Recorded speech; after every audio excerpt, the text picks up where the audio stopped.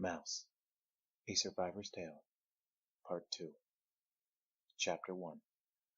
Summer vacation. Francois and I were staying with friends in Vermont. What are you doing? Trying to figure out how to draw you. Want me to pose?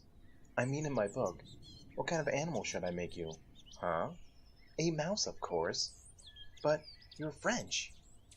Well, how about a bunny rabbit? Nah, too sweet and gentle. I mean the French in general.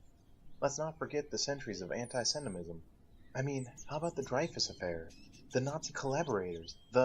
Okay, but if you're a mouse, I ought to be a mouse too. I converted, didn't I? I've got it. Panel 1. My father is on his exercycle. I tell him I just married a frog. Panel 2. He falls off his cycle in shock. So, you and I go to the mouse rabbi. He says a few magic words, and zap! By the end of the page, the frog has turned into a beautiful mouse. I only converted to make Vladek happy. Yeah, but nothing can make him happy. You know, you should have married... what's her name? The girl you were seeing when we first met. Sandra? Yes. Then you could just draw mice. No problem. Come on. I just dated her to get over my prejudice against middle-class New York Jewish women. They remind me too much of my relatives to be erotic, so I just... Art! Francois! Hurry, your father just phoned us. He had a heart attack. What? Oh no. He left his number to call. We just saw him last week. On the way up here, we stopped at the bungalow in the Catskills. He looked fine. Hi, Pop. How are you? How come you're not in the hospital? Huh? But... You didn't. You're not. But why did you... She did? But when? What?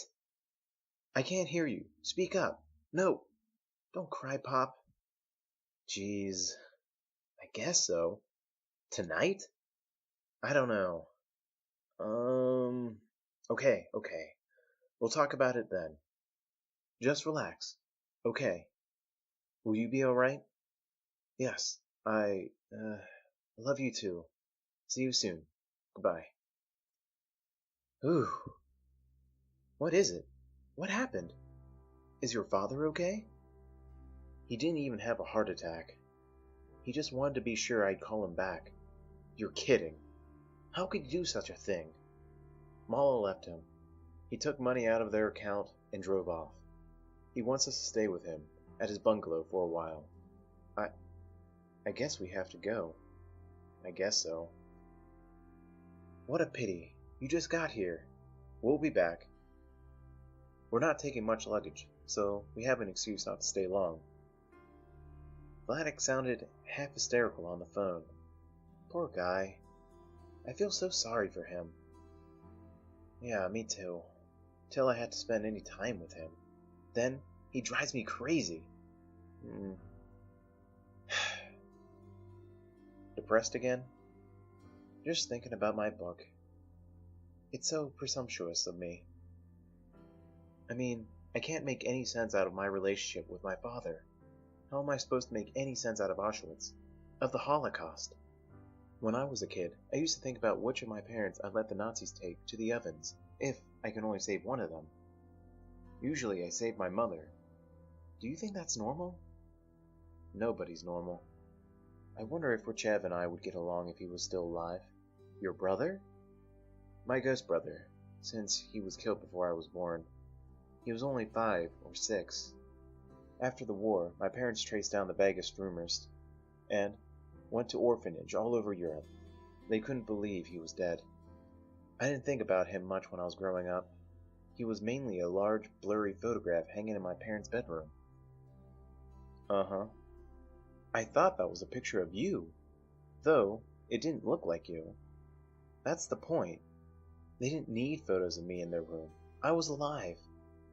The photo never threw tantrums or got in any kind of trouble. It was an ideal kid. And I was a pain in the ass. I couldn't compete.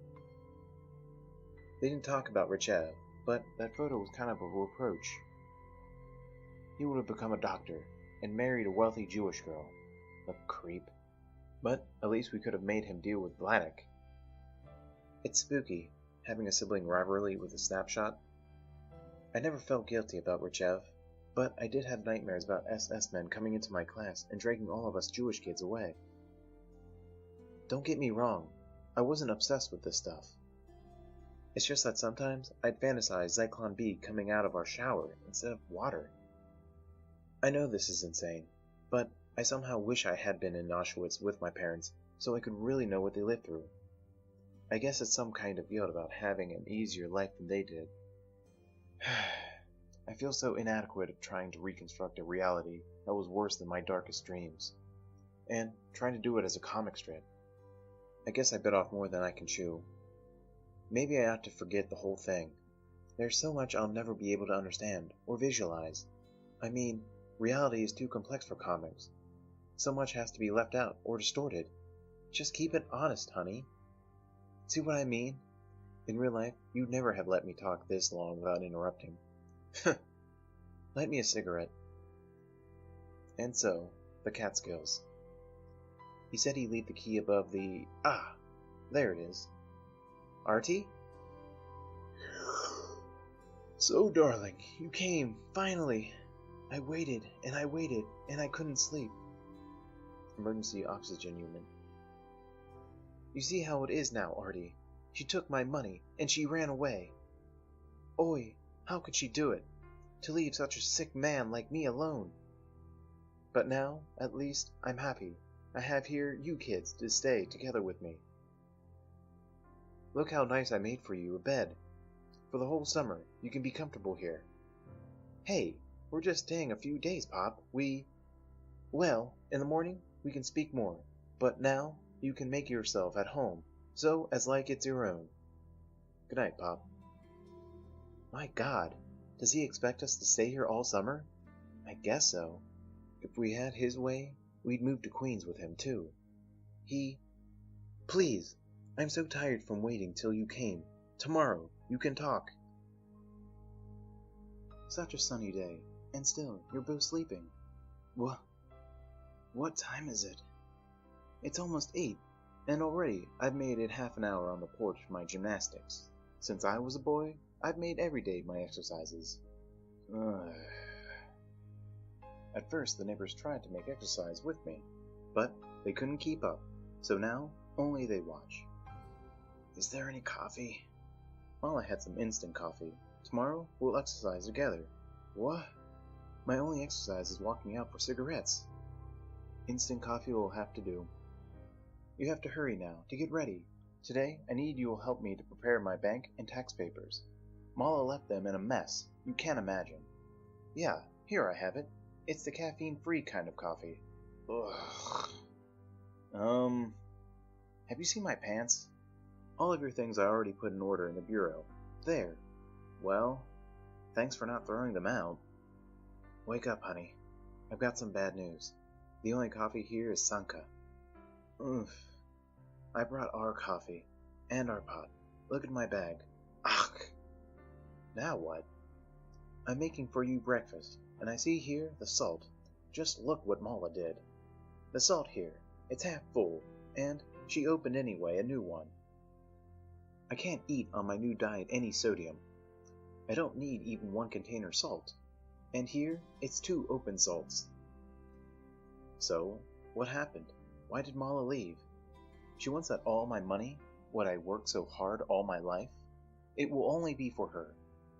I had a doctor's appointment in Rego Park, and we went after to the bank to renew some bonds. One I wanted in trust of Mala, one for my brother in Israel, and one I wanted for you. But she didn't like I'll put for you and Panek anything. She screamed like a crazy person. She drove away and left me by the bank, and when I walked home, she was gone already.